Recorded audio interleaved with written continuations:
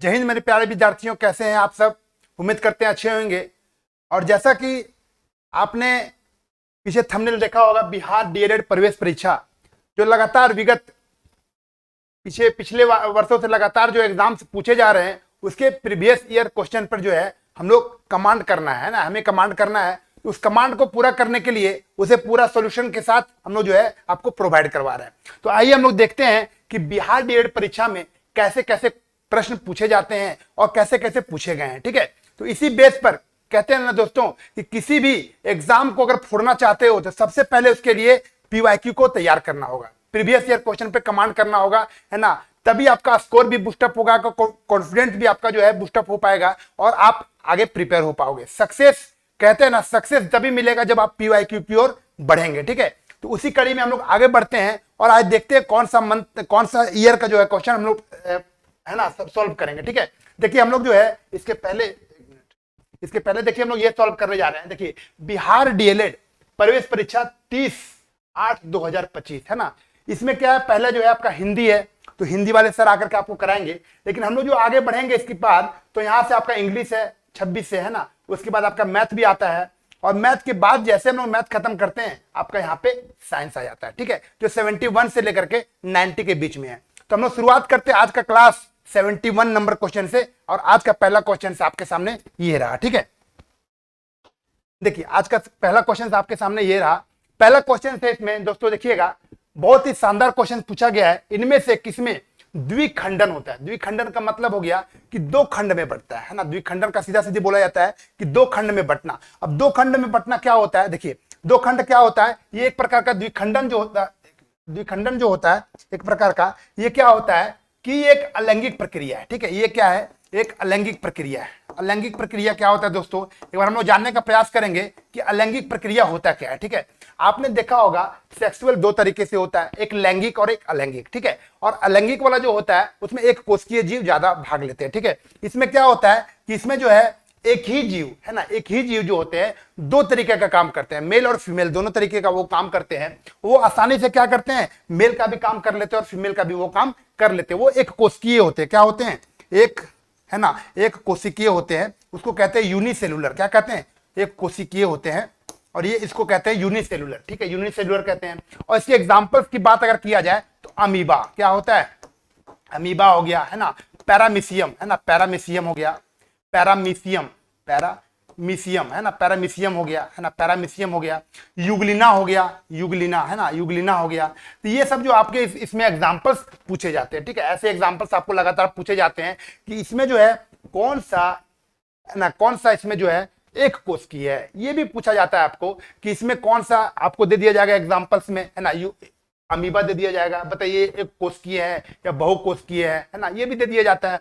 Paramecium के बारे में दे दिया जाए और यूग्लिना के बारे में, तो किसी के बारे में भी आपको दे करके पूछा जा सकता है। ठीक है, तो ये याद रखिएगा कि ये जो होते हैं यूनिसेलुलर होते हैं, एक कोशिकीय होते हैं। ठीक है, यहां तक आपको ये बात समझ में आ गया होगा। और ये समान संतति करते हैं, मतलब बच्चे जो इनका होते हैं वो समान तरीके से होते हैं ना, समान तरीके से होते हैं। नए जीवों का जो विभाजित जो है वो अपने से खुद कर लेते हैं, ये है ना, ये अपने से खुद विभाजित करते हैं। क्योंकि देखिए ये क्या होता है, अलैंगिक होते हैं, है ना, इसमें अलग अलग भेद अपने खुद करते हैं, इसमें कोई ज्यादा दिक्कत करने वाली बात नहीं है। तो सही इसका सही उत्तर क्या होगा आपका D4 डीएलएड जो होगा, इसका राइट उत्तर आपका क्या होगा, D4 डीएलएड। ठीक है, चलिए नेक्स्ट क्वेश्चन पे हम लोग चलते हैं।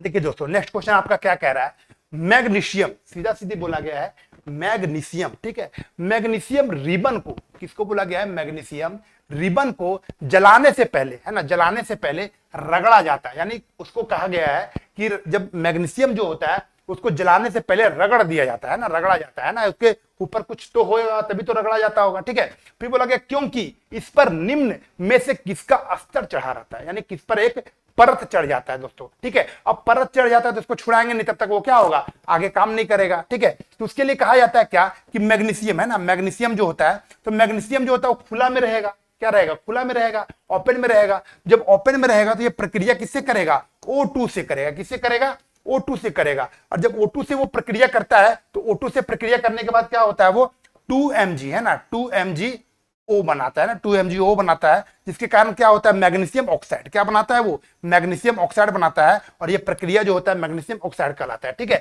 तो मूल मैग्नीशियम में है ना, मूल मैग्नीशियम में ऑक्साइड का परत क्या होता है, ऑक्सीजन का परत चढ़ करके ऑक्सीजन का परत चढ़ करके क्या बनता है, वो मैग्नीशियम ऑक्साइड बनाता है। क्या बनाता है वो, मैग्नीशियम ऑक्साइड। ठीक है, अब देखिए बोला गया है क्या, किसका स्तर चढ़ा रहता है ना, किसका स्तर चढ़ा रहता है, तो मैग्नीशियम ऑक्साइड का स्तर चढ़ा रहता है ना। ये जब ऑक्सीजन से अभिक्रिया करता है तो बन क्या जाता है, मैग्नीशियम ऑक्साइड। क्या बनता है, मैग्नीशियम, है ना, मैग्नीशियम ऑक्साइड क्या बन जाता है, मैग्नीशियम ऑक्साइड, है ना, मैग्नीशियम ऑक्साइड बन जाता है।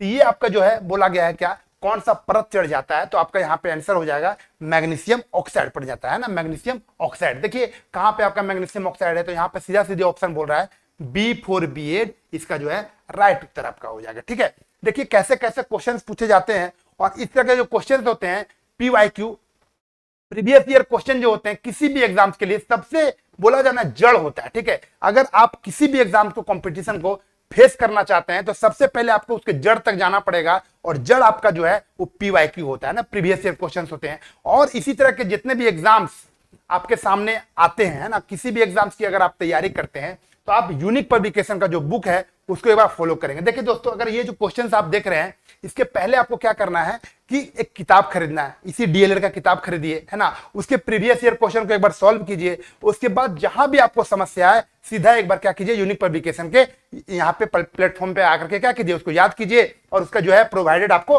सोल्यूशन आपको सादा मिलते चला जाएगा। ठीक है, तो चलिए हम आगे चलते हैं दोस्तों।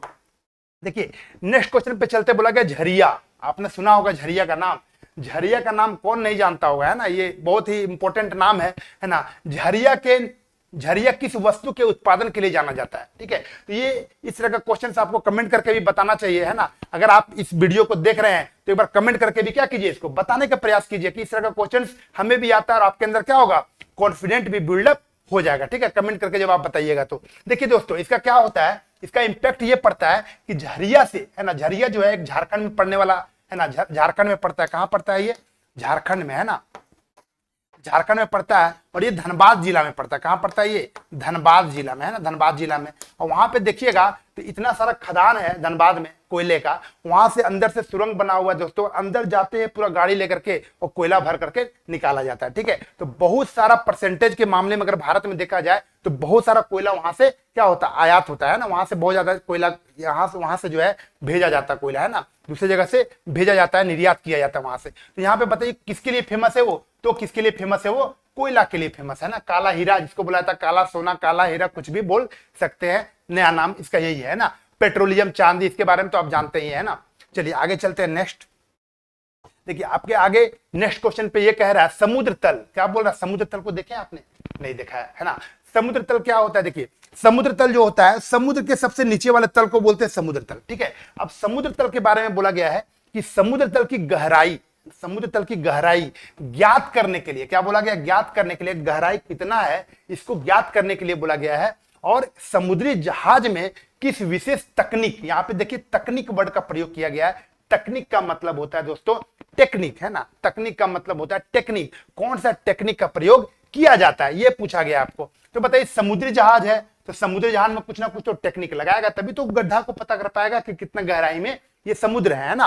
तो उसके लिए क्या करना पड़ता है, उसमें लगाना पड़ता है क्या, सोनार, क्या लगाना पड़ता है, सोनार, है ना, सोनार। तो सोनार का फुल फॉर्म भी हमें जानना पड़ेगा कि सोनार का फुल फॉर्म क्या होता है दोस्तों। इसका फुल फॉर्म जो है एग्जाम्स में सबसे ज्यादा पूछे जाते हैं DLED में, है ना। DLED में आपने जब प्रीवियस ईयर क्वेश्चन को जब आप किताब में सॉल्व करेंगे तो आपको पता चलेगा कि सोनार का फुल फॉर्म बहुत जगह पे, अनगिनत जगह पे ये, है ना, दिए हुए हैं ना एग्जाम से। यानी ये एग्जाम से हमको ये पता चलता है कि ये क्वेश्चन से कि ये क्वेश्चन जो है बहुत इंपॉर्टेंट है। ठीक है, अब देखिए सोनार का फुल फॉर्म क्या होता है, तो होता है साउंड, साउंड, है ना, साउंड हो गया, फिर navigation, sound, navigation,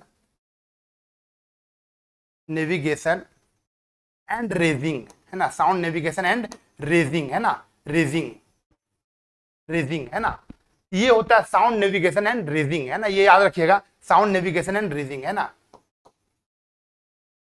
sound, navigation and raising, याद रखिएगा, ये होता है साउंड, नेविगेशन एंड रेजिंग। ठीक है, ये होता है। अब देखिए ये प्रयोग होता कैसे, तो ये क्या होता है दोस्तों, ये तकनीक जो कैसे काम करता है, देखिए उसमें क्या होता है, जहाज में ये तकनीक को लगा दिया जाता है और जैसे जहाज में लगाया जाता है, जहाज क्या करता है, यहाँ से एक रे जाता है, अल्ट्रा वायलेट रे जो उसको बोलते हैं ना, अल्ट्रा वायलेट तरंग जो होता है, रे होता है, वो जाता है पूरा अंदर तक, और अंदर तक जाकर के वहां से क्या होता है, टकराता है ना, जहां तक टकराता है। जैसे हम क्या करते हैं, किसी चीज को हम लोग कैसे देख पाते हैं, यहाँ से जाता है मेरा आंख का जो ये होता है रेटिना, जाता है सीधा टकराता है, वहां से हमें क्या करता है, संदेश भेजता है कि हाँ यहाँ पे ये सामान है ना। उसी प्रकार से वहां से भी एक रे जाता है उस टेक्निक के माध्यम से, सोनार के माध्यम से, और जहां तक लास्ट एंडिंग पॉइंट होता है वहां से फिर क्या होता है, मैसेज आता है ना, वहां से एक मैसेज पता चलता है कि यहाँ तक ये एंडिंग है, ये आपका एंडिंग पॉइंट है। उसी प्रकार वहां पे एक रे जाता है, वही प्रासरभ किरणें उसको बोलते हैं ना, प्रासरभ तरंग होता है, उस तरंग के माध्यम से इसे पता चल पाता है। ठीक है, अब देखिए बोला गया है कि ये तो तकनीक बोला गया आपको, लेकिन जब बोला जाएगा कि किस यंत्र का प्रयोग किया जाता है ना, किस यंत्र का प्रयोग किया जाता है, तो उसमें फेदोमीटर, याद रखिएगा, फेदोमीटर है ना, फेदोमीटर का प्रयोग किया जाता है ना। फेदोमीटर से जो है गहराई को मापा जाता है, कितना गहरा है ना, यंत्र के माध्यम से अगर बोला जाए तो ये हो गया आपका तकनीक है ना, ये सोनार जो हो गया एक प्रकार का तकनीक हो गया, और फेदोमीटर जो है ये आपका क्या हो गया, यंत्र हो गया है ना, ये आपका यंत्र हो गया, ये मशीन हो गया। ठीक है, तो चलिए ये दोनों तरीका आप सीख गए होंगे। ठीक है, अब हम लोग जो है आगे चलते हैं नेक्स्ट क्वेश्चन पे। ठीक है, सोनार के बारे में आपको इसका सही उत्तर क्या होगा, आपका सोनार हो जाएगा। प्रतिध्वनि आपने इको के बारे में जानता होगा कि कहीं भी आप फिल्म वगैरह में देखने के लिए जब जाते हैं तो वहां पे इको साउंड का यूज होता है, एक बार बोला जाता है तो 4 बार hello hello hello hello hello ऐसा होता है। ठीक है, तो आपने इको के माध्यम से इसी को बोलते हैं प्रतिध्वनि। क्या बोलते हैं, प्रतिध्वनि, यानी इसको बोलते हैं हम लोग इको है ना, इको साउंड है ना, इको साउंड बोलते हैं। लेजर के बारे में तो आपने जानते होंगे, लेजर किसको कहते हैं। ठीक है, तो राइट उत्तर इसका क्या हो जाएगा, आपका बी फॉर बॉल, यानी बी फॉर बियर्ड भी ये राइट उत्तर हो जाएगा। ठीक है, तो यहां तक आपको ये बात समझ में आ गया होगा। ठीक है, देखिए दोस्तों, अब आगे क्वेश्चन बोला गया है, जिन पौधों में है ना, वैसे पौधों की बात किया गया है, जिन पौधों में है ना विभेदित पादप, विभेदित पादप को बोला गया है, विभेदित पादप शरीर नहीं होता है, वे किस समूह के अंतर्गत आते हैं। यहाँ पे सीधा सीधी बोला गया है कि वैसे समूह का नाम बताना है जो विभेदित नहीं होते हैं ना, विभेदित नहीं होते हैं मतलब अलग अलग नहीं होते हैं, अलग अलग नहीं होते। जैसे हमारा देखिए सब कुछ दिखता है ना, हमारा सब कुछ पता चलता है कि ये हमारा क्या सर है, ये हमारा धड़ है, ये हमारा पैर है, ऐसे हमको सब कुछ दिखता है।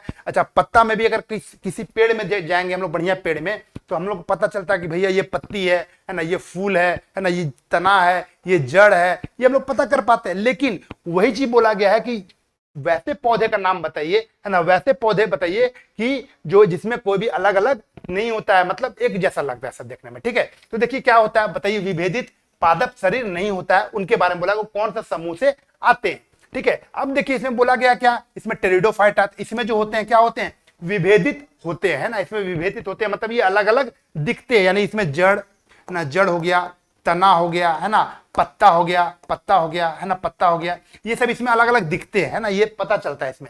लेकिन ये देखिए आपका थैलोफाइटा जो होता है, थैलोफाइटा, इसमें अलग अलग आपको दिखते नहीं है। इसमें क्या होता है कि एक ही जैसा लगेगा ना, जैसे आप देखे होंगे कभी कभी शैवाल, शैवाल को देखे होंगे आपने, शैवाल है ना, इसके एग्जाम्पल जो होते हैं वो आपका होता है शैवाल। शैवाल में क्या होता है, कभी भी आपको ये पत्ता, जड़, तना, फूल, ये सब पत्ता आपको दिखेगा ही नहीं, क्या होते हैं, एक में ही सब जुड़े हुए होते हैं ना, एक में ही जुड़े होते हैं। अब बताइए मशरूम है, आप मशरूम देखे होंगे ना, मशरूम भी एक प्रकार का इसी में आता है ना, थैलोफाइटा में ही आता है, कवक वगैरह। ठीक है, चलिए, तो उसमें क्या होता है कि इसमें जब देखिएगा शैवाल वगैरह में, तो सीधा सीधे क्या पता चलता है कि इसमें नहीं सर दिख रहा है, ना धड़ दिख रहा है, ना ही कुछ और दिख रहा है। ठीक है, पत्ता, जड़, तना, सब कुछ भी नहीं दिख रहा है। ठीक है, तो ये आपका सही उत्तर आपका क्या होगा, सी हो जाएगा, सी इसका जो होगा सही उत्तर हो जाएगा। ठीक है, अब देखिए ब्रायोफाइटा, फेंड्रोगेम्स, ये सब जो है, ये सब इसके अलग अलग भाग होते हैं। ठीक है, चलिए हम कभी इसका भी जिक्र वैसा आएगा तो करते चलेंगे। ठीक है, चलिए आगे चलते हैं नेक्स्ट। देखिए दोस्तों, आगे बोला गया है क्या, बहुत ही शानदार क्वेश्चंस, इस क्वेश्चंस का जितना भी तारीफ किया जाए कम है, क्योंकि ये क्वेश्चंस प्रीवियस ईयर में लगातार पीछे, प्रीवियस ईयर, अगर आप जितने भी प्रीवियस ईयर में जाएंगे आपको लगातार इस तरह के क्वेश्चंस जो है देखने के लिए मिलेंगे, है ना। यानी आपका ये टॉपिक जो है आपका अपने आप में हिट है ना, अपने आप में क्या है, ये टॉपिक हिट है ना, जहां पे कहते हैं बल, है ना, बल वाला जो टॉपिक है ना, बल वाला टॉपिक है, यानी न्यूटन्स का लॉ है ना, उसमें जितने भी सारे फॉर्मूले होते हैं, ये सब फिजिक्स का सबसे टॉपिक जो है ये हिट टॉपिक है। ठीक है, तो ये टॉपिक में आपको किस तरह से क्वेश्चन पूछे जाते हैं, देखिए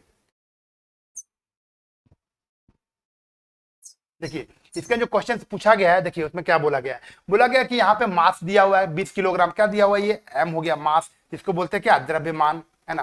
यहाँ पे द्रव्यमान दे दिया दोस्तों, है ना। यहाँ पे दे दिया बल, क्या बोला गया, बल लगाता है कितना, 5 न्यूटन का बल लगाता है, 5 न्यूटन का यहाँ पे बल लगाता है। ठीक है, अब पूछा गया है को त्वरण, त्वरण का मतलब क्या होता है तो दोस्तों, एक्सेलरेशन, है ना, एक्सीलरेशन पूछा गया। तो बताइए बल का फॉर्मूला क्या होता है, तो सभी लोग कमेंट करके भी बता दीजिएगा कि बल का फॉर्मूला क्या होता है। ठीक है, क्लास के बाद भी आप बता सकते हैं, कोई दिक्कत नहीं है। क्लास जब खत्म हो जाएगा तो क्लास के बाद भी आप बता सकते हैं। ठीक है, देखिए एफ बराबर एम और ए होता है। क्या होता है? एफ बराबर एम ए होता है। एफ यहाँ पे क्या हो गया? आपका बल हो गया। बल किस में मापते हैं? न्यूटन में मापते हैं। ठीक है, यहाँ पे 5 न्यूटन हो गया है ना, 5 हो गया। अब बताइए एम, एम मानी एम मतलब क्या हो गया? द्रव्यमान। द्रव्यमान कितना दिया हमारा? 20 दिया हुआ है। और ए हमारा निकालना है, नहीं त्वरण हमको निकालना है। ठीक है, अब बताइए कटेगा कि नहीं कटेगा दोस्तों? बिल्कुल कटेगा, है ना। ए बराबर क्या हो जाएगा आपका? ये ए बराबर क्या हो जाएगा बताइए? ए बराबर क्या हो जाएगा? ए बराबर आपका सीधा सीधे क्या हो जाएगा कि यहाँ पे देखिए ए बराबर हो जाएगा 5/20। क्या हो जाएगा? 5/20 हो जाएगा। जब इसको काटेंगे तो 1/4 हो जाएगा। 1/4 जब को करेंगे तो 0.25 मीटर पर सेकेंड स्क्वायर, है ना, पर सेकेंड स्क्वायर। ये आपका होता है एक्सीलरेशन का। ठीक है, तो यहाँ पे सीधा सीधे आ गया क्या? 0.25 मीटर पर सेकेंड स्क्वायर। यहाँ पे आपको राइट उत्तर हो गया। अब देखिए राइट उत्तर इसका क्या होगा? इसका राइट उत्तर आपका यहाँ पे होगा। ठीक है, राइट उत्तर आपका डी हो जाएगा। देखिए अगर यहाँ पे आप संभल करके नहीं बनाए, यहाँ पे अगर आप संभल करके नहीं बनाए, ये न्यूमेरिकल को आप क्या करेंगे? गलत कर देंगे। कैसे गलत करेंगे कि अगर आप यहाँ पे काटेंगे सीधा हो सकता है 4 आएगा, तो सीधा 4 का 4 मार करके निकल जाएंगे। आपका ऑप्शन भी यहाँ पे अवेलेबल है। ठीक है, तो इस तरह के क्वेश्चंस को बनाने के लिए बहुत इजी क्वेश्चंस होते हैं, और इस तरह के क्वेश्चंस को बनाने के लिए सबसे पहले क्या करना पड़ेगा? सावधानी बरतना पड़ेगा कि कहां से ये क्वेश्चंस गलत नहीं होना चाहिए कहीं से भी। ठीक है, चलिए सही उत्तर इसका क्या हो जाएगा? आपका D4 डीएलएड जो होगा इसका राइट उत्तर हो जाएगा। ठीक है, चलिए नेक्स्ट क्वेश्चन पे हम लोग चलते हैं अब आगे। देखिए आगे बोला गया निम्नलिखित में से कौन सा खाद्य उत्पाद, निम्नलिखित में से कौन सा खाने वाले उत्पाद के बारे में बोला गया है जो पशु प्रोटीन का, है ना, पशु प्रोटीन का सबसे अच्छा स्रोत है। सबसे अच्छा स्रोत के बारे में बोला गया है कि सबसे अच्छा स्रोत कौन सा है जो पशु प्रोटीन के बारे में, है ना, खाद्य उत्पाद पशु प्रोटीन, है ना, पशु प्रोटीन। बताइए क्या किसमें किसमें प्रोटीन मिलता है? तो दूध में मिलता है ना। दूध में प्रोटीन के साथ साथ वसा भी मिलता है ना। उसके बाद विटामिन वगैरह भी कुछ कुछ मिलता है ना, विटामिन वगैरह भी कुछ कुछ मिलता है। ठीक है, आयरन भी मिलता है ना, सब कुछ इसमें मिलता है दूध में, है ना। दूध से क्या क्या मिलता है? वसा। अगर उसमें अगर घी को निकाले तो वसा मिलेगा ना, पनीर से भी मिलेगा। ठीक है, सब कुछ मिलता ही है। पनीर हो गया, दूध हो गया, है ना, अंडा हो गया, ये सारा क्या होगा? ये आपका सारा खाद्य पदार्थ में आते हैं जो प्रोटीन का अच्छा स्रोत है ना, प्रोटीन का अच्छा स्रोत है। तो सही उत्तर इसका क्या होगा? D4 डीएलएड जो होगा इसका राइट उत्तर हो जाएगा दोस्तों। ठीक है, इस तरह का क्वेश्चन जो है आपके अंदर की बूस्टअप को बढ़ाने का काम करते हैं। ठीक है, अंदर से आपको जोशीला बनाने का काम करता है इस तरह का क्वेश्चन। ठीक है, तो चलिए हम लोग आगे चलते हैं नेक्स्ट क्वेश्चन पे। ठीक है, नेक्स्ट क्वेश्चन हमारा क्या बोल रहा है? ठीक है, नेक्स्ट क्वेश्चन बोल रहा है एक चालक, क्या बोला गया है? एक चालक का प्रतिरोध। सीधा सीधी बोला गया है एक चालक। चालक का मतलब क्या होता है? चालक का मतलब हो गया क्या? जो आपका लगातार कंटिन्यूअस है ना, चल रहा है। ठीक है, चालक। एक चालक का प्रतिरोध 440 ओम है। क्या बोला गया? 440 ओम है। ठीक है, यदि इसे 110 वोल्ट के स्रोत से जोड़ दिया जाए तो इसमें कितनी धारा प्रवाहित होगी? कितनी धारा प्रवाहित होगी आपको ये पूछा गया। ठीक है, बताइए क्या होगा इसका, है ना, इसका आंसर क्या होगा आपका बताइए। ठीक है, तो देखिए आपको क्या बोला गया है, सीधा सीधी यहाँ पे ओम, है ना, यहाँ प्रतिरोध। प्रतिरोध का मतलब हो गया आर। प्रतिरोध किससे डिनोट करते हैं हम लोग? आर से। ठीक है, यहाँ पे देखिए इस तरह का क्वेश्चन को सॉल्व करने के लिए सबसे पहले हम लोग यहाँ पे क्या करेंगे? उसका जो नोटेशन है, नोटेशन को फॉलो करेंगे। ठीक है, प्रतिरोध को किस में डिनोट करते हैं? आर से। तो हमको फॉर्मूला याद आ जाएगा। ठीक है, फॉर्मूला कैसे निकालते हैं? देखिए यहाँ पे जो है आपका वोल्ट यानी भी से इसको डिनोट करते हैं। ठीक है, तो देखिए भी भी है और आर भी है, तो क्या करेंगे? V बराबर आई आर। ठीक है, V बराबर आई आर। धारा को क्या करते हैं? धारा को आई से डिनोट करते हैं। किससे डिनोट करते हैं? आई से। ठीक है, तो यहाँ पे हम क्या लगाएंगे? Ohm's law. यहाँ पे V भी दे दिया, आई भी दे दिया और आर भी दे दिया है, तो ओम्स लॉ सीधा फॉलो करेंगे। तो ओम्स लॉ का फॉर्मूला क्या होता है दोस्तों? देखिए ओम्स लॉ, है ना, ओम्स लॉ जो है, ओम्स लॉ देखिए क्या होता है? V बराबर आई और आर। क्या होता है? V बराबर आई आर होता है। आप बताइए हमको निकालना क्या है? तो V तो हमारा दिया हुआ है, V हमारा दिया हुआ है, ये हमारा क्या है? ये दिया हुआ है V। ठीक है, V बराबर कितना दिया हुआ है दोस्तों? 110 वोल्ट दिया हुआ है। ठीक है, 110 वोल्ट। आई हमारा दिया है क्या? नहीं दिया। आई हमको क्या करना है? निकालना है। ठीक है, और आर हमारा कितना दिया है? 440 वोल्ट, है ना, 440 वोल्ट दिया। ठीक है, 440 वोल्ट दिया हुआ है। ठीक है, चलिए तो आगे हमको निकालना कैसे? देखिए आगे हमको निकालना कैसे है ये देखिए। हाँ 110। ठीक है, अब देखिए क्या करना पड़ेगा? 1 0 से 1 0 ये कट जाएगा, इससे हमको कट जाएगा। ठीक है, अब बताइए आई बराबर कितना आएगा? बताइए तो आई बराबर कितना होगा? यहाँ पे सॉल्व करना पड़ेगा। 1, है ना। अब देखिए यहाँ पे 1 हो गया, तो आई बराबर क्या हो जाएगा आपका? आई बराबर 1/4 4 हो जाएगा। क्या होगा? 1/4 हो जाएगा। ठीक है, 1/4 इसको काटेंगे, 4 बार में कटेगा। ठीक है, 1/4 हो जाएगा। अब बताइए क्या करेंगे, इसको क्या करेंगे? तो इसको जब सॉल्व करेंगे हम लोग तो क्या बनेगा? 0.25 एम्पियर, है ना, एम्पियर बनेगा। एम्पियर क्यों बनेगा? क्योंकि धारा का जो एसआई मात्रक होता है वो एम्पियर ही होता है। ठीक है, इससे भी इतना ही भी इजी क्वेश्चन हमें क्या करना, छोड़ना नहीं है। ठीक है, सही उत्तर इसका क्या हो जाएगा आपका? 0.25 कहाँ है भैया? 0.25 जो है आपका बी में, B4 B8 इसका राइट उत्तर हो जाएगा। ठीक है, चलिए आगे चलते हैं नेक्स्ट क्वेश्चन पे।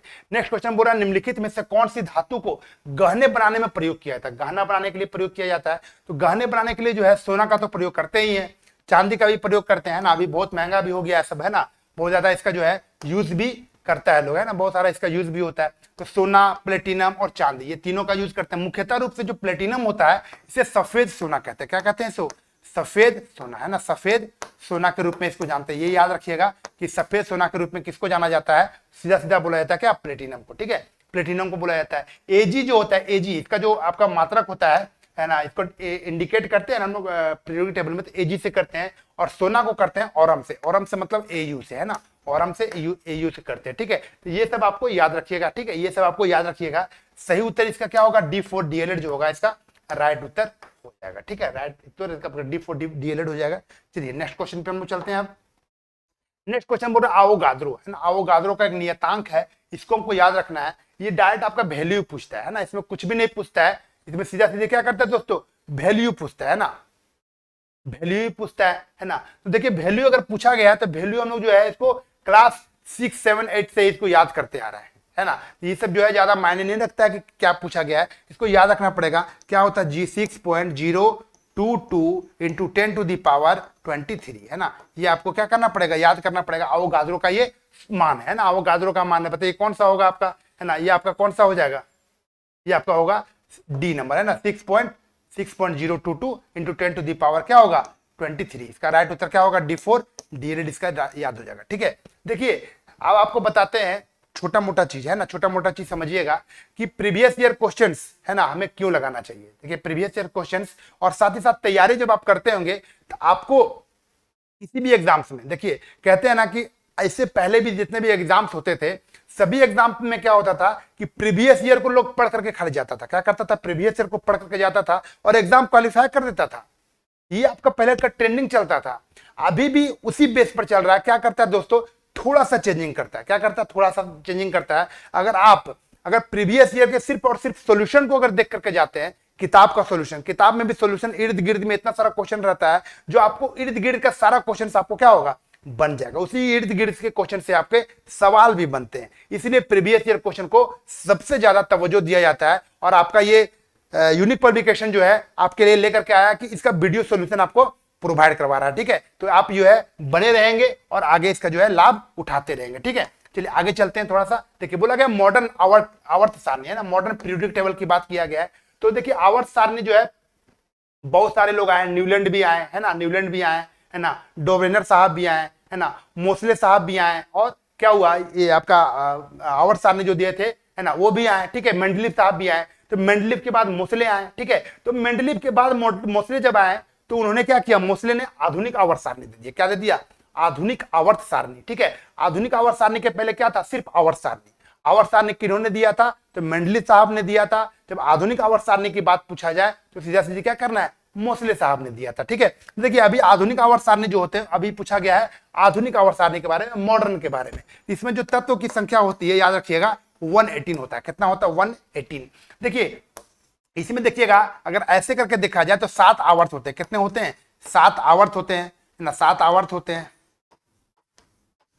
7 आवर्त होते हैं। अगर वर्ग की बात किया जाए, है ना, तो वर्ग 18 होते हैं। याद रखिएगा आवर्त जो होते हैं 7 होते हैं और वर्ग जो समूह होते हैं वो 18 होते हैं, ये याद रखिएगा। ठीक है, अब देखिए बोला गया कि तत्वों का व्यवस्था जो किया गया किस आधार पर किया गया है? किस आधार पर किया गया? तो बढ़ते क्रम में, है ना, बढ़ते क्रम में किया गया है। जब आप बाएं से दाएं की ओर बढ़ेंगे, बाएं से दाएं की ओर बढ़ेंगे तो परमाणु संख्या क्या होता है? क्रमांक जो होता है, परमाणु क्रमांक या परमाणु संख्या जो होता है वो क्या होता है? बढ़ता है, वो इंक्रीज होता है। ठीक है, तो देखिए यहाँ पे बोला गया आवर्त सारणी में, है ना, परमाणु संख्या क्या होता है? द्रव्यमान बढ़ रहा है। द्रव्यमान नहीं बढ़ रहा, परमाणु क्रमांक बढ़ता है ना। जब क्षैतिज रूप से बाएं से दाएं जब जाते हैं, बाएं से जब दाएं जाने की बात किया जाता है तो आपको सीधा सीधी बोला जाता है क्या कि बाएं से, है ना, क्षैतिज। क्षैतिज का मतलब हो गया ऐसे, है ना। ऊर्ध्वाधर का मतलब हो गया ऐसे, तो हमको क्षैतिज जाना है, इधर से जाना है ना, इधर करके हमको जाना है, ऐसे करके हमको जाना है, ठीक है। ऐसे करके जब हमको जाना है बाएं से दाएं की ओर, तो हमारा क्या होगा, सीधा सीधी क्षैतिज। और क्षैतिज क्या होता है, क्षैतिज पंक्ति में परमाणु क्रमांक के अनुसार बढ़ता है। देखिएंगे आप, यहाँ पे हाइड्रोजन होता है तो यहाँ पे क्या होता है, हीलियम होता है। हाइड्रोजन का 1 होता है तो हीलियम का 2 होता है, मतलब बढ़ रहा है ना। देखते होंगे आप, हाइड्रोजन 1, हीलियम 2, लिथियम 3, ये आपका चलते रहता है। क्या होता है, इधर से बढ़ते चला जाता है, ठीक है। चलिए, तो राइट उत्तर इसका क्या होगा, B4 B8 इसका जो होगा राइट उत्तर हो जाएगा, ठीक है। चलिए आगे चलते हैं। बोला कि वाष्पीकरण, वाष्पीकरण जो होता है सबसे ज्यादा किस पर डिपेंड करता है, तो वाष्पीकरण जो डिपेंड करता है 2-3 चीज पर डिपेंड करता है दोस्तों, वाष्पीकरण, ठीक है। सबसे पहले डिपेंड करता है तापमान, है ना, तापमान। अगर तापमान ज्यादा रह गया तो वाष्पीकरण क्या होगा, तेजी से होगा। देखिए घड़ा का जल अगर घड़े में डाल देते हैं जल को, और जितना टेम्परेचर बढ़ता है घड़ा का जल उतना ज्यादा ठंडा होता है, क्योंकि उसमें वाष्पीकरण जो होता है वो तेजी से होता है। वाष्पीकरण क्या होता है, तेजी से होता है। अच्छा, इसमें जो होता है नमी, अगर नमी हो गया है ना, नमी पड़ के देखते होंगे, नमी जब पड़ जाता है, थोड़ा सा मौसम जब ठंडा कर देता है, मौसम जब थोड़ा ठंडा कर देता है तो क्या होता है, पानी जो होता है थोड़ा ठंडा कम होता है। क्यों, उसका वाष्पीकरण क्या होता है, कम हो जाता है। वाष्पीकरण क्या होता है, कम होता है, ठीक है। तो ये तापमान पर भी डिपेंड करता है ना, नमी पर भी डिपेंड करता है, सतह पर भी डिपेंड करता है, सतह के क्षेत्रफल की। सतह जो होते हैं, सतह का मतलब हो गया, अगर आप एक थाली में सोचिए, आप एक थाली में पानी रखिए और एक चौड़ा सा क्या कीजिए, बर्तन में पानी रखिए। पानी सबसे ज्यादा वाष्पीकरण किस में होगा, सतह, यानी ज्यादा बड़ा जो क्षेत्रफल होगा उसमें क्या होगा, पानी जल्दी सूखेगा, ठीक है। तो वाष्पीकरण उस पर भी डिपेंड करता है, 3-4 कारक पर जो है ये डिपेंड करता है, ठीक है। बोला गया, देखिए ऑप्शंस में बोला गया, द्रव का खुला सतह क्षेत्र बढ़ने से, द्रव का खुला सतह क्षेत्रफल घटने से, द्रव की सतह के ऊपर हवा की गति कम होने से बोल दिया है। देखिए कम होने से बोल दिया, कट जाएगा। वायुमंडलीय दबाव बढ़ जाने से, तो सीधा सीधे ऑप्शन से बोले अभी आपको क्या, कि द्रव का खुला सतह क्षेत्रफल जो होगा वो जितना ज्यादा रहेगा उस पर क्या होगा, ज्यादा बढ़ेगा, ठीक है। तो राइट उत्तर आपका क्या होगा, A4 एप्पल जो होगा इसका राइट उत्तर आपका यहां हो जाएगा, ठीक है। चलिए आगे चलते दोस्तों, नेक्स्ट चमगादड़। देखते होंगे आप चमगादड़ को कैसे कैसे रात में चलता है, ठीक है। और चमगादड़ अपना भोजन कैसे करता है, तो उसका एक किरण निकलता है उसकी आंखों से। देखिए वो देख तो नहीं पाता है ना, वो देख नहीं पाता है, लेकिन उसके जो है वो उनका एक रे छोड़ता है ना, वो एक रे छोड़ता है ना, वो एक रे छोड़ता है और जाकर के वहां से टकराता है, और वहां से वो टकरा करके जब रिटर्न आता है तो उसको पता चलता है कि हमारा शिकार ये है ना, ये हमारा शिकार है ना। अपने शिकार को वैसे ही ढूंढता है, वो अपने शिकार को वैसे ही ढूंढ पाता है ना। वहां से रे छोड़ता है, प्राध्वनिक रे जो बोलते हैं वो छोड़ता है, और वहां से रिटर्न उसको मिलता है कि नहीं, यहाँ पे हमारा क्या है, खाने का सामान है, और उसको खाने का प्रयास करता है। तो इसी माध्यम से प्रयास करता है, ठीक है। तो कौन सा उपयोग बोला गया, उपयोग करने का, शिकार को पकड़ लेता है, ठीक है। तो बताइए, ध्वनि का प्रतिबिंब, अपवर्तन, ये प्रतिबिंब, बताइए क्या होगा, बताइए क्या हो जाएगा ये, है ना। तो बोला गया प्रतिबिंब से तो कोई मतलब नहीं है ना, प्रतिबिंब से इसको कोई मतलब नहीं होता है। अब प्रतिबिंब का कोई काम भी इसमें नहीं है, ठीक है। तो बोला गया क्या, प्रतिबिंब से कोई मतलब नहीं है। तो यहाँ पे प्रतिध्वनि का मतलब हो गया, एक प्रतिध्वनि जो होता है एक प्रकार का इको होता है, और ये किस पर काम करता है, पराध्वनि पर ही काम करता है। किस पर काम करता है, पराध्वनि पर ही काम करता है, ठीक है। तो उसका जो राइट उत्तर आपका हुआ, यहाँ पे सीधा सीधी क्वेश्चन नहीं पूछा गया, यहाँ पे सीधा सीधी क्वेश्चन नहीं पूछा गया। अगर पराध्वनि बोलता तो सीधा सीधी मार सकते थे हम लोग, ठीक है। लेकिन यहाँ पे क्या बोला, प्रतिध्वनि, उसी का एक रूप है, जिसका आंसर क्या होगा आपका C4 सीटेट, इसका जो है राइट उत्तर आपका हो जाएगा, ठीक है। चलिए आगे चलते दोस्तों, नेक्स्ट क्वेश्चन पे। बोला कि एक माध्यम से दूसरे माध्यम में, है ना, एक माध्यम से दूसरे माध्यम, देखे होंगे आप, है ना, डेंसर मीडियम, जैसे विरल से सघन में, सघन से विरल में हम लोग जाते हैं ना, तो क्या होता है, वो अपना जो है थोड़ा सा क्या करता है, पोजीशन चेंज कर लेता है, उसके बारे में बोला गया, ठीक है। तो बोला गया एक माध्यम से दूसरे माध्यम में जाने वाले तरंग की दिशा में परिवर्तन को क्या कहा जाता है ना। जिसे आप देखते होंगे, देखिए यहाँ पे क्या होता है, यहाँ पे जब ऐसे करके आता है तो यहाँ पे सीधा सीधा जाना चाहिए था, लेकिन क्या करता है, वो अपने जगह को यहाँ पे चेंज कर लेता है, कभी इधर चला जाता है, ठीक है। ये चीज जो होता है वो आपका क्या होता है, इसी में होता है, एक माध्यम से दूसरे माध्यम में जाने में, जब सघन और विरल की कंडीशन आती है, ठीक है, उसमें आता है, ठीक है, उसमें ये सब आता है, ठीक है। चलिए आगे देखते हैं। तो सीधा सीधी बोला गया है कि किसके दिशा में परिवर्तन को क्या कहा जाता है ना, क्या कहा जाता है। तो मृग तृष्णा, देखिए मृग तृष्णा जो है ये वहां पर होता है जहां पे हम रेतीला जगह होता है। कहां पे होता है, रेतीला जगह पे होता है। जब आप देखते होंगे रेतीला जगह पे जाएंगे तो लगेगा कि क्या वहां पे पानी है, लेकिन पानी वहां पे नहीं रहता। मृग तृष्णा इसी को कहते हैं। वहां लगेगा कि पूरा पानी भरा हुआ है, तो वहां नजदीक में जाएंगे तो रेत ही रेत आपको मिलेगा। ये रेतीला जगह में, रेगिस्तानी एरिया में ज्यादा होता है, ठीक है। तो ये तो आपका हो गया, रेतीला जगह पे हो गया, ठीक है। इंटरफेरेंस अलग चीज है, विवर्तन अलग चीज है, ठीक है। ये आपका राइट उत्तर आपका क्या होगा, D4 DL जो होगा अपवर्तन, है ना, अपवर्तन। देखते होंगे पेंसिल टेढ़ा दिखता है ना। पेंसिल अगर पानी में डाल दीजिए आधा तो पेंसिल क्या होता है, नीचे वाला भाग टेढ़ा दिखता है। सिक्का को अगर रख दीजिए तो आपको जो है ऊपर प्रतीत होता है। ये सब जो है सब अपवर्तन के ही कारण होते हैं, सब अपवर्तन के ये कारण होते हैं, और ये सब एग्जांपल्स आपको पूछे भी जाते हैं। ठीक है, चलिए राइट उत्तर आपका D4 डीएलएड हो गया। चलते हैं नेक्स्ट क्वेश्चन पे। ठीक है, नेक्स्ट क्वेश्चन आपको बोला गया है, यदि पिंड, पिंड का मतलब हो गया कोई वस्तु है ना, यदि पिंड का द्रव्यमान दोगुना कर दिया जाए, दोगुना कर दिया जाए तो उसका वेग आधा हो जाएगा। ठीक है, पिंड का रेखीय संवेग क्या करे, संवेग यहाँ पे देखिए मोमेंटम पूछा गया। ठीक है, मोमेंटम। अब मोमेंटम का जो फॉर्मूला होता है वो क्या होता है, P बराबर M और V है ना। P बराबर क्या होता है, MV होता है। P बराबर क्या होता है, MV। ठीक है, अब देखिए यहाँ पे हम लोग सॉल्व करेंगे। देखिए यहाँ पे दोनों तो ये रहेगा है ना MV, और यहाँ पे करेंगे हम लोग M1 और V1 है ना, M1 और V1। ठीक है, अब देखिए यहाँ पे हम लोग कॉमन रखेंगे मूल वाला जो पहले से है, और इसमें क्या करेंगे जो चेंजिंग हुआ वो रखेंगे। ठीक है, अब देखिए बोला गया है कि पिंड का द्रव्यमान दोगुना कर दिया जाए, इसको दोगुना कर दीजिए 2m है ना, यहाँ पे गुना कर दीजिए। ठीक है, अब बोला गया उसका वेग को आधा कर दिया जाए, वेग को क्या कर दिया जाए, वेग को W/2 कर देते हैं। ठीक है, और यहाँ पर तो m एजिटी रखते हैं, M1 M उन्हें V ही रखते हैं। ठीक है, अब देखिए क्या होता है, इसको जब करेंगे, इसको काटेंगे तो ये कटेगा ना बट्टे भैया, कट जाएगा ये। ठीक है, अब देखिए वही चीज बचा कि नहीं बचा, वही चीज बच गया वही चीज बच गया, क्या बच गया, MV बराबर MV बच गया है ना। तो देखिए कहीं कोई चेंजिंग हुआ क्या भैया, कोई चेंजिंग ही नहीं हुआ, नो चेंज है ना, कोई चेंज, तो बोला दोगुना हो जाएगा देखिए दोगुना हो जाएगा तो नहीं होगा, एक ही रहेगा, आधा हो जाएगा तो ये भी नहीं होगा। ठीक है, 4 गुना हो जाएगा, नहीं ये भी नहीं होगा, क्या होगा, सेम रहेगा, मतलब एक ही रहेगा। ठीक है, तो यहाँ पे इसका राइट उत्तर क्या होगा, आपका B4 B.Ed इसका सही उत्तर हो जाएगा। ठीक है, चलिए अब नेक्स्ट क्वेश्चन पे चलते हैं दोस्तों। इस तरह का सवाल जो है बहुत मजा आएगा है ना, इस तरह का अगर सवाल से आप जुड़ते हैं, बनाने का प्रयास करते हैं और समझते हैं, सबसे पहली बात है कि आपको समझना चाहिए है ना। अगर आप समझते हैं तो कमेंट में जरूर लिखेंगे कि हम क्वेश्चन समझ में आता है, अगर कोई समस्या भी होगी, कोई कमी भी होगा तो आप बताते चलेंगे कमेंट में कि हमें समस्या हो रही है।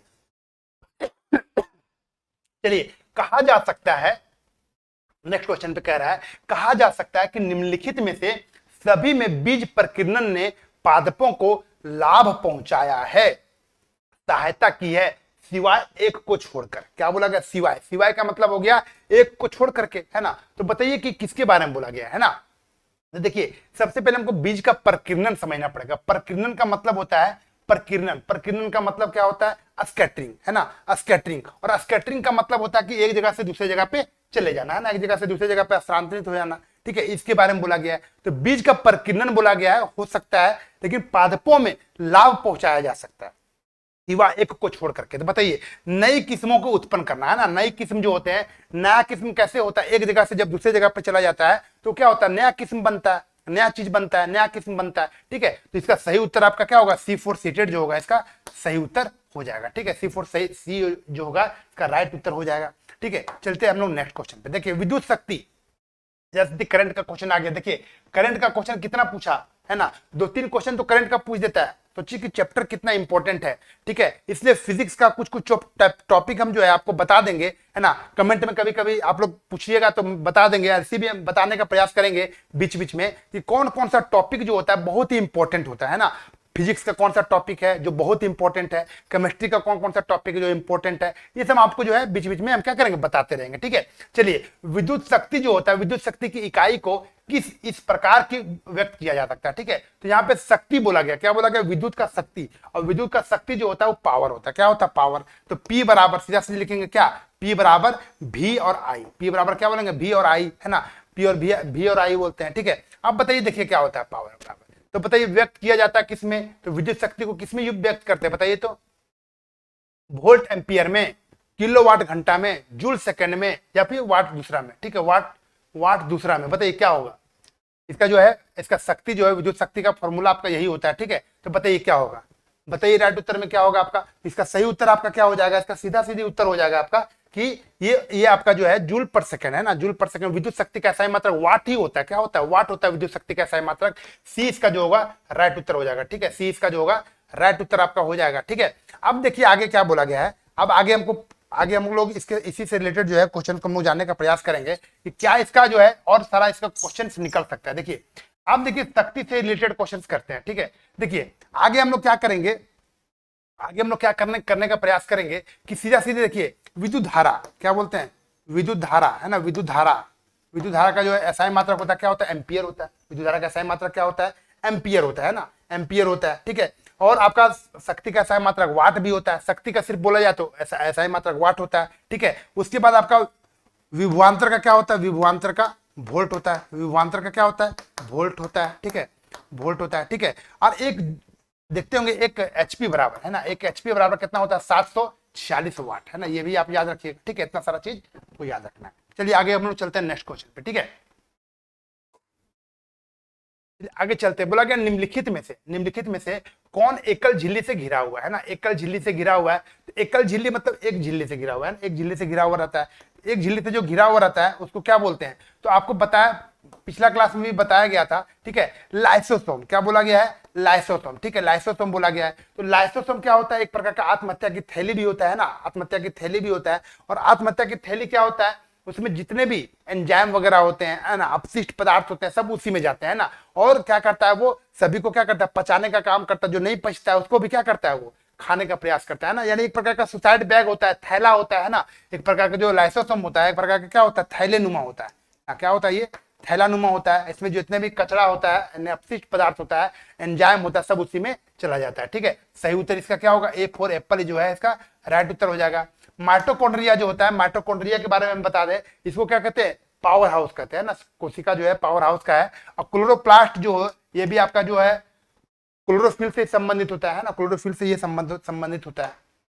चलिए अब बोला गया नेक्स्ट क्या, वर्गीकरण। क्या बोला गया, वर्गीकरण की इस प्रणाली का प्रयोग लिनियस ने किया था। किसने किया था, लिनियस है ना, लिनियस ने किया था। तो बताइए किसने किस प्रकार किया था वो। तो लिनियस जो है ये प्रकार का अलैंगिक नहीं, ये अलैंगिक का नहीं किया था, अलैंगिक और लैंगिक का ये नहीं किया था, ठीक है। प्राकृतिक प्रणाली नहीं, प्राकृतिक प्रणाली जो है हम लोग प्राकृतिक चयन का सिद्धांत लेमार्क का पढ़े थे ना, लेमार्क का हम लोग पढ़ चुके थे। डार्विन का है ना, डार्विन का हम लोग पढ़ चुके थे, ठीक है। प्राकृतिक चयन का प्रणाली जो हम लोग पढ़े थे किसका, डेनमार्क लेमार्क सॉरी इसका डार्विन का है ना, डार्विन का जो हम लोग पढ़ चुके थे, ठीक है। तो ये तो होगा नहीं, ये भी नहीं होगा, ये भी नहीं होगा। सही उत्तर इसका क्या होगा, सी इसका जो है सही उत्तर आपका हो जाएगा, कृत्रिम प्रणाली है ना। कृत्रिम प्रणाली आर्टिफिशियल में क्या होता है, सीधा सीधी कि लिनियस ने ये प्रयोग दिया था, लिनियस ने प्रयोग दिया था कि क्या करता है ये, पौधे के वर्गीकरण, क्या पौधे के वर्गीकरण पर आधारित है ना, पौधे जो होते हैं ना, पौधे पर आधारित है ना, पौधे